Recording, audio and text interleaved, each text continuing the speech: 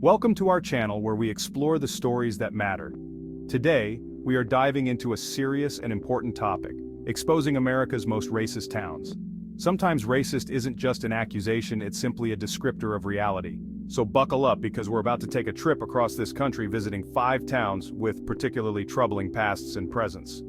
Facing uncomfortable truths is the first step towards meaningful progress and change.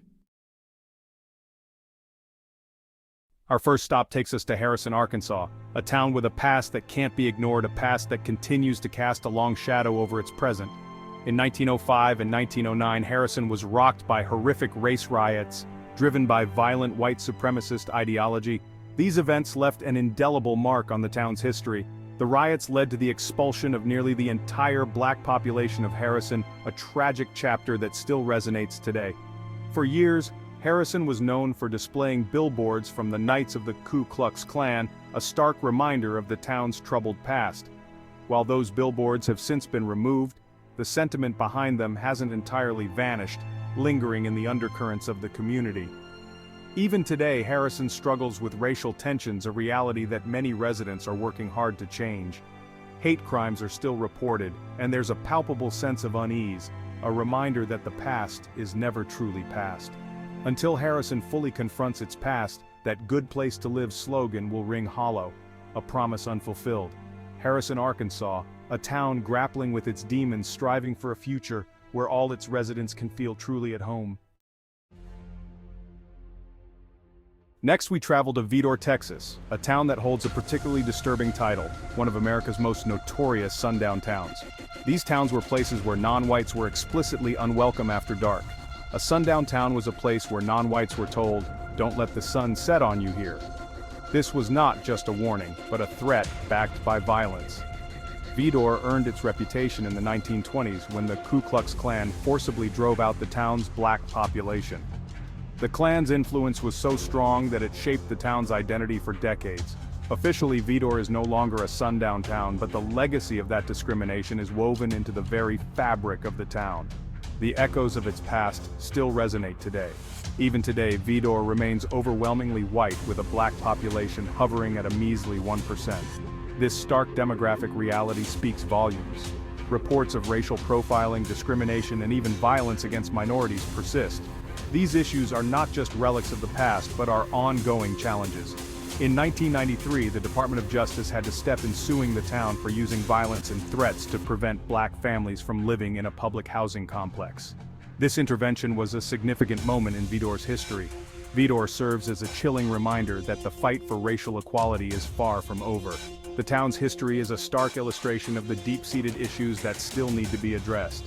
It's a testament to the enduring legacy of hate. The struggle for justice and equality continues, and Vidor's story is a crucial chapter in that ongoing battle. Our journey takes us next to Forsyth County, Georgia, a place where the wounds of the past run deep. In 1912, Forsyth was the scene of one of the most horrific acts of racial violence in American history. A white mob fueled by racist hysteria lynched 2 black men and drove out the black community. For the next 75 years, Forsyth County remained an all-white enclave. It wasn't until the late 1980s that black families began to cautiously return to the county. Even today, the scars of that horrific past are still visible. Forsyth County stands as a haunting reminder of the dangers of unchecked racism. The fight for racial equality requires constant vigilance and unwavering commitment. Now let's head north to Cicero, Illinois, a suburb of Chicago, with its own deeply troubling history marked by exclusion and segregation. Cicero, for much of the 20th century, was a hotbed of racial tension and violence, a place where racial lines were drawn and fiercely defended. In the 1950s, Cicero became infamous for its violent response to the civil rights movement, a dark chapter in its history. When a black family attempted to move into a Cicero apartment building, a mob of thousands descended upon the building, throwing rocks, breaking windows, and setting fires, creating chaos and fear.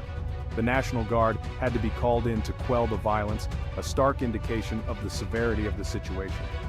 While Cicero is no longer as overtly hostile, the legacy of that segregation lingers, casting a long shadow over the community.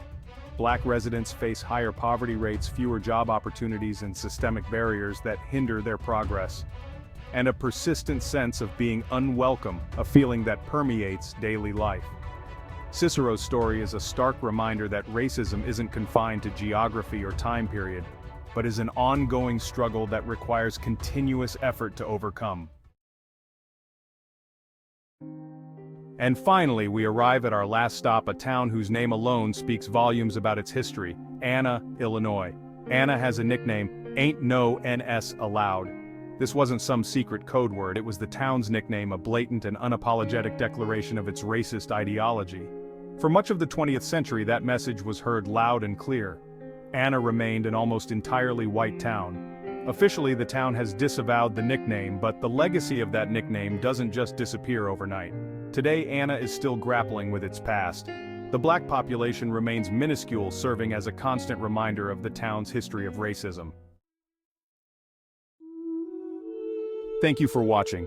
Don't forget to like and share this video to spread awareness.